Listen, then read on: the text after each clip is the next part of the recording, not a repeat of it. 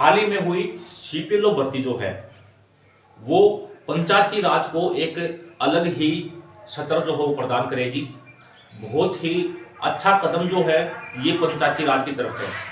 गांव के विकास के अंदर सीपीएलओ का सबसे बड़ा योगदान जो है वो रहने वाला है और इसको लेकर सीएम साहब को या फिर अन्य अधिकारियों को जो है समय समय पर सभी सीपीएलओ और एलसी जो है वो ज्ञापन दे रहे हैं।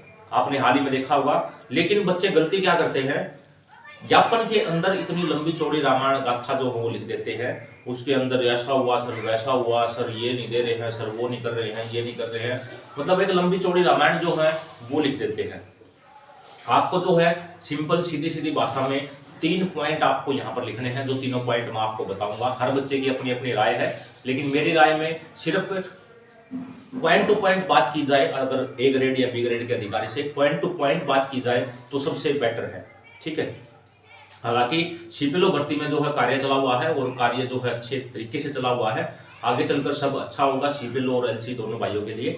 लेकिन फिर भी जो है आप लोग ज्ञापन दे रहे हो तो ज्ञापन के अंदर जो है सटीक और सीधी बात होनी चाहिए। सबसे पहले है आपका अधिकार।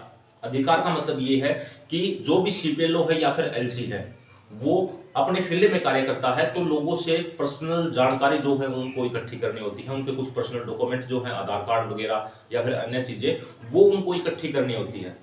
तो हर व्यक्ति का जो है माइंड सेट अलग अलग होता है। ठीक है। वो उनसे बहसबाजी करता, तू के लाग रहा है भाई, तू के लेगा, तन्ने के मतलब है। तो हमारे पास एक पर्सनल अधिकार होना चाहिए, हमारे पास गवर्नमेंट का एक आईडी प्रूफ होना चाहिए ताकि कोई हमसे बहसबाजी नहीं कर सके, हमारे साथ जो है बदतमीजी से बात न कर सके। तो ये अधिकार जो है वो हमें जल्द से जल्द प्रोवाइड करवाया जाए। हमारे पास एक गवर्नमेंट का आईडी कार्ड होना चाहिए, उन लोगों को पता लगे ताकि हम आईडी कार्ड दिखाएं, आपका लेटर दिखाएं कि हम जो है गवर्नमेंट अधिकारी हैं। दूसरी चीज ये है शोषण। काफी सारे बच्चों के जो है मेरे पास पर्सनल डीएम आए हुए हैं, मेल आई हुई है कि सर हमारे ऊपर जो अधिकारी बैठे हुए हैं, आपका जेड करीम है, आपका सेक्रेटरी है, आपका बीडीपीओ है, आपका डीकारियो है, आपका ग्राम सीयू है, आपका बीडीपीओ दफ्तर का कोई अधिकारी है, गांव का सरपंच है, जिसके साथ आपकी तालमेल नहीं बनती या फिर बनती भी है तो वो अपने कुछ पर्सनल कार्य जो उनकी आईडी पर हैं, उनकी पेमेंट जो है वो उन्हीं के खाते में आने वाली है, वो अपने कार्य जो है इन सीपीएलओ और एलसी वाले बच्चों से करवा रहे हैं।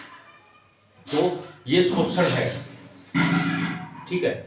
तो हमें जो है पावर दी जानी चाहिए, क्योंकि काफी सारे बच्चे जो जिनका मैसेज आया हुआ है वो बच्चे ये कह रहे हैं कि सर न तो ये मेल मेरी दिखाना और न ही मेरा नाम आप लेना, लेकिन इस टॉपिक के ऊपर आप वीडियो बनाओ। ठीक है। बच्चों को कहीं ना कहीं ये डर है कि अगर हम जो है इसके खिलाफ आवाज उठाई तो भविष्य में ये हमसे जो है अपनी दुश्मनी निकाल सकता है या फिर हमें जो है यहाँ से बाहर कर सकता है। किसी भी कारण देकर आप अच्छा काम करें, आप अच्छा काम न करें, किसी भी तरह से जो है आपको हानि पहुंचा सकता है। तो इसके खिलाफ जो है हमें कुछ पावर जो है वो दी जानी चाहिए ताकि हम जो है हमारा ही काम करें, हमारी आइडिया का काम करें, अन्य काम हम न करें। अगर जिनका काम है वो अपना काम करें। तीसरी चीज है सैलरी। सैलरी के बारे में मैंने आपको बता दिया कि सीपीएलओ जो है वो ग्राम पंचायत जो है उसको ऊपर उठाने का कार्य करेगा।